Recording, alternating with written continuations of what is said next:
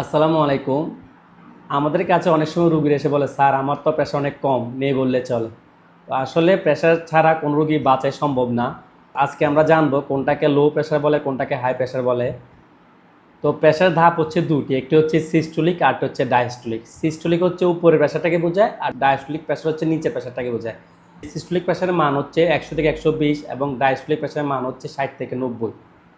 যদি কোন রোগীর উপরে প্রেশারটা 100 নিচে নেমে যায় এবং নিচের প্রেশারটা 60 নিচে কমে যায়, ওই ক্ষেত্রে আমরা বলি তার প্রেশারটা কম। বেশিরভাগ মেয়েদের প্রেশার থাকে 90/60, কিন্তু এই প্রেশার তার কোনো সমস্যা হচ্ছে না, সে তার দৈনন্দিন জীবনে কাজ সুন্দরভাবে করতেছে। এরপর আমরা কোনটাকে হাইপারটেনশন বলবো, তো তার প্রেশার আছে এটা বুঝবো কীভাবে?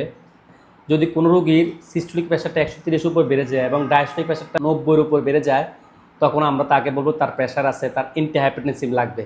যদি কোনো রোগী প্রেশার বেশি থাকা সত্ত্বেও সে যদি প্রেশার ওষুধ না খায়, ওই ক্ষেত্রে তার স্ট্রোক হতে পারে, হার্ট অ্যাটাক হতে পারে এবং কিডনিতে সমস্যা হতে পারে।